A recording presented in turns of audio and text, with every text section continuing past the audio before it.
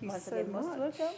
So our task is to ensure that every investor, domestic and foreign, is not delayed by any government office, and they are also not diverted by wrong elements that sometimes press themselves in the way or to block and divert investors, and we call them the corrupt. So our work at the State House Investors Protection Unit is to ensure that every investor that has an interest in investing in Uganda, even those that have already invested, are not delayed at any stage by any government entity. So in the year 2024, just last year, Uganda was named the best investment destination in Africa at the 13th Global Annual Investment Meeting, AIM Investment Awards in Abu Dhabi, in recognition of attracting significant FDIs. We are therefore positive that your very gracious visit this afternoon widens the doors that we can do together to realize our common aspirations through enhancing investor confidence. In thanking you once again, Your Excellency, for coming over, I extend my heartfelt wishes for your personal happiness and pleasant stay in Uganda, and for the continued success of your government's efforts in advancing trade and investment between our countries. Thank you. So many shared interests, and as you were doing this presentation, and actually my own conversations with His Excellency, there is something that's so important to both of us, and that is mutual economic growth.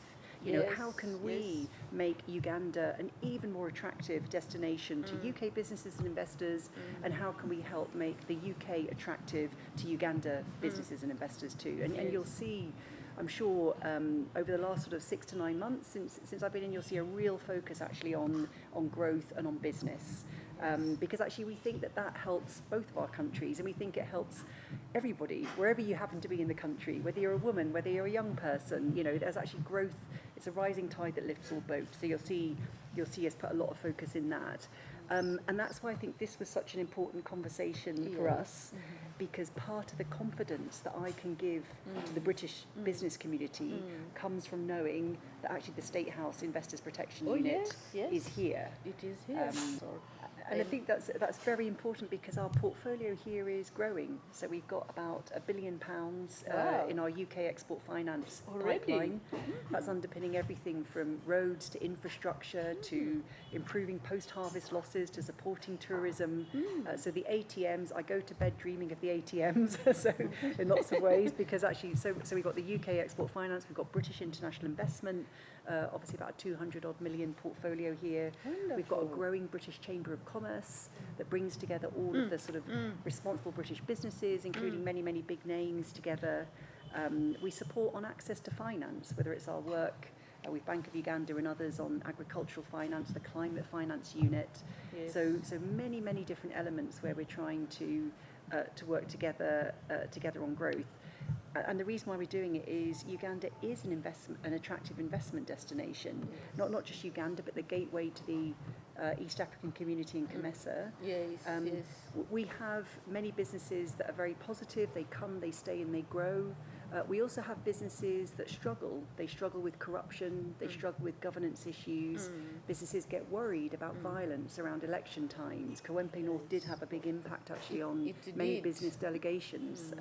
So I want responsible businesses to come here that look after their environmental standards, that employ locally, they don't bring foreign labour in, they employ Ugandan talent, there's so much of it, they grow talent, they pay their taxes. That's the type of businesses and investors we want.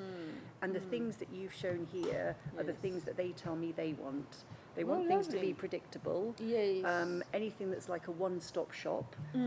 They want to know who are the authentic parts of the system that they should deal with. They want to know when they can raise complaints that they will be dealt with. So I'm very impressed by what I've seen today. I think it's really, really strong. And Colonel Edith, what I think we would be really keen to do, we'd love to have a discussion we care about the tenfold growth strategy. Yes, We want to yes. support. Yes. We think UK and Uganda can work together on this. It will Yes. benefit everybody. What could we do jointly together to help make that investment climate even more vibrant, to ensure that people aren't diverted or delayed? One thing that springs to my mind, and perhaps I can issue an invitation that will follow up formally, I think you and your team have presented something really compelling. I would really be honoured if you would come and speak to the British Chamber of Commerce to talk about what actually, what the State House Investors Protection Unit does,